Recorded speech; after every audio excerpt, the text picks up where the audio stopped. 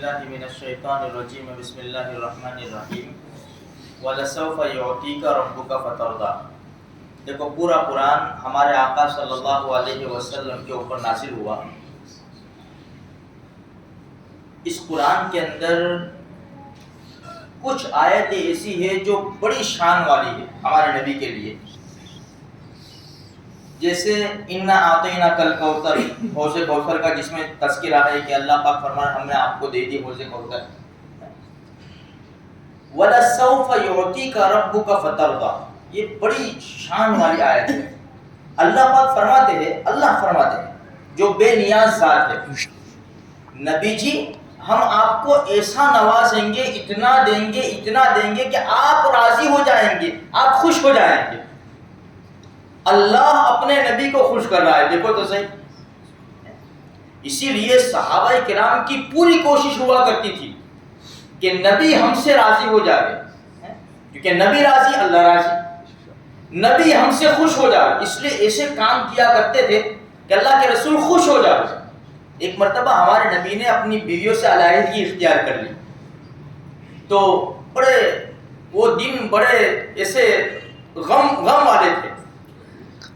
تو عمر ابن خطاب رضی اللہ تعالیٰ فرمایا کہ میرا تو جی چاہتا ہے میں اللہ کے رسول کو کچھ مسکرا ہنساؤں، کچھ کروں میں ایسا، کچھ میرے سے کچھ کام ہو جائے۔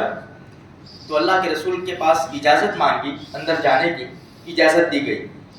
جا کر بیٹھے ہاں عمر ابن خطاب رضی اللہ تعالیٰ عنہ، سلام وغیرہ کیا، خیریت پوچھی، پھر آہستہ سے کہا اللہ کے رسول ہم مکہ میں تھے نا، ہم اپنی عورتوں کے اوپر حاوی تھے۔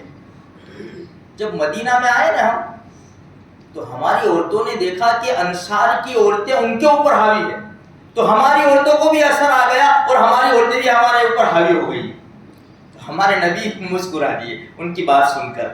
تو یہ اللہ کے رسول کے صحابہ ہی چاہتے تھے کہ اللہ کے رسول کو کس طرح خوش کر دے۔ خود عمر ابن خطاب رضی اللہ فرماتے ہیں اللہ کے رسول کے ایک صحابی تھے عبداللہ، ان کا نام عبداللہ تھا رضی اللہ تعالیٰ عنہ، اللہ کے رسول کو بڑے ہنسایا کرتے تھے۔ عمر ابن خطاب فرماتے ہیں کہ اللہ کے رسول کی خدمت میں گھی کی اور شہد کی کپی دیا کرتے تھے، وہ ہدیے میں دیتے تھے۔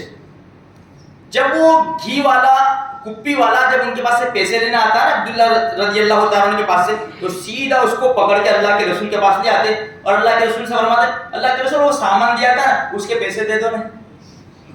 ہمارے نبی مسکرا دیتے، یعنی ایسی زبردست۔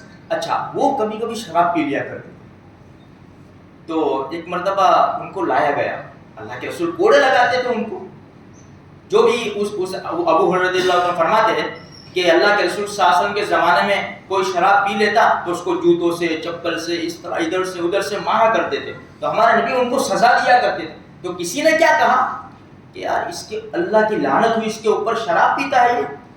ہمارے نبی نے سنا، فرمایا اس کو برا مت کہو، یہ اللہ سے اور اس کے نبی سے بڑی محبت رکھتا ہے۔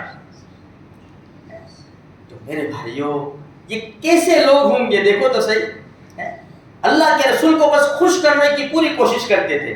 اب ہماری باری ہے میرے بھائی، وہ تو خوش کر کے چلے گئے، ان کا کام ہو گیا، رضی اللہ عنہم ورضوا عنہ، ان کو لقب مل گیا۔ باری ہماری ہے، ایسے کچھ کام کر جاوے میرے بھائیوں، ہمارے نبی خوش ہو جاوے، نبی خوش تو اللہ خوش۔ کیا کریں گے؟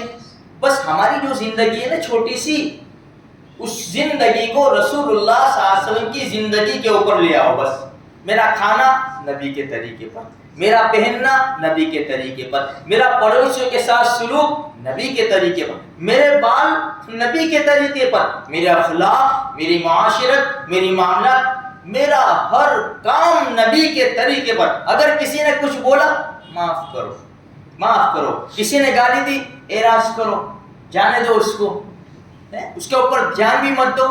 تھوڑی سی قربانی دیں گے نا، مجاہدہ ہے اس میں، دل کے اوپر بوجھ پڑے گا، لیکن ہوگا کیا؟